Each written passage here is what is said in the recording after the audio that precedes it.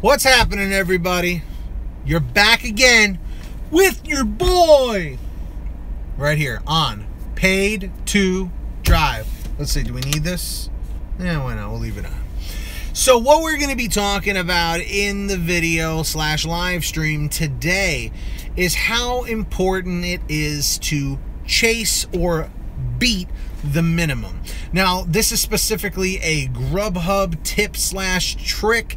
It does not apply to Uber Eats. It may apply to the other services that have you on schedules or blocks or whatever.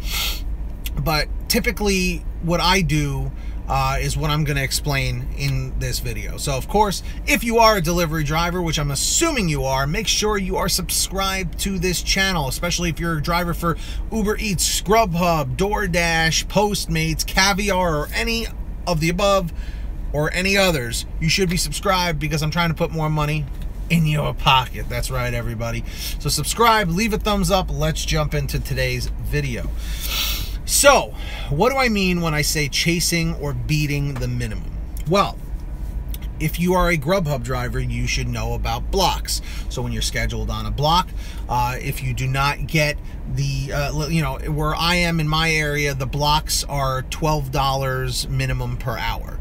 So let's say you're working a 2-hour block, that would be $24. If you only deliver 2 or 3 deliveries and only make $22, in that amount of time, as long as you are at a 90% acceptance rate, which is what it is where I am, it may differ depending on where you are, you can still get the $24. So GrubHub will kick in that additional $2, bringing you up to $24.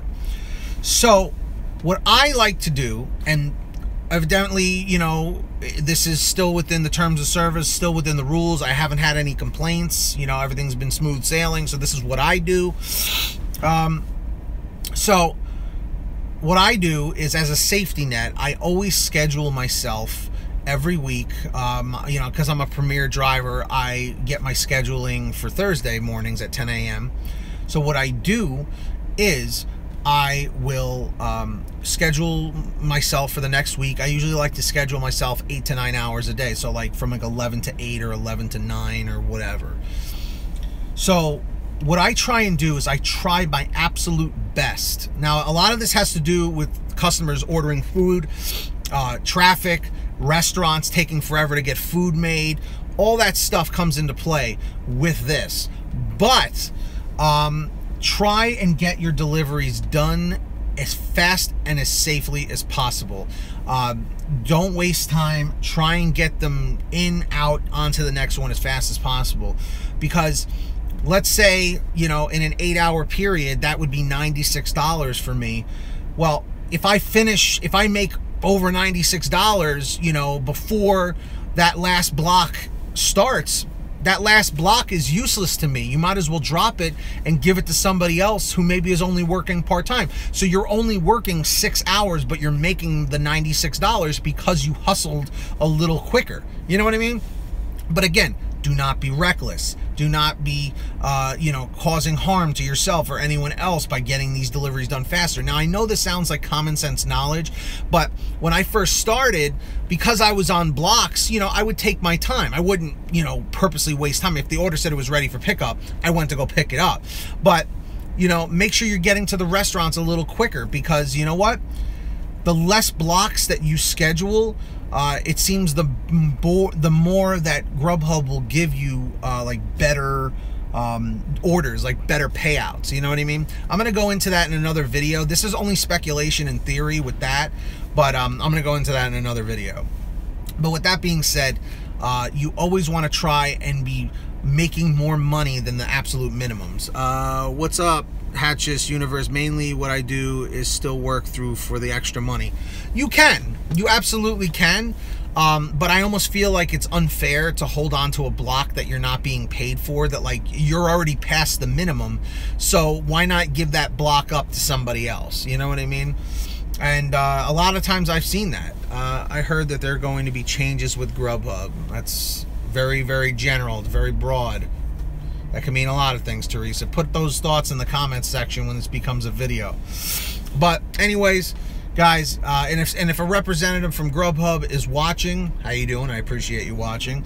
To my knowledge, this was not against any terms of service, and in fact, it's more of just a courtesy because you're dropping the block to give it to somebody else. It was going to change the blocks in area. Yeah, I guess so. I'm in New York, so I guess the rules are different. But in fact, actually, I think this is a nice way of practice. And I'm still a premier driver. You know what I mean? It's not like I'm dropping blocks left and right and, you know, bailing because I don't want to work.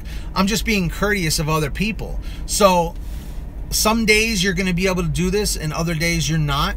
But it's nice if you're able to go home a little earlier, you know what I mean, and make more money. You know, that's kind of the goal, like, is to try and use your time as wisely as possible. Oh, there weren't going to be any blocks at all. That would be interesting, you know. But that's a perk of Grubhub. So I hope you learned a little something today.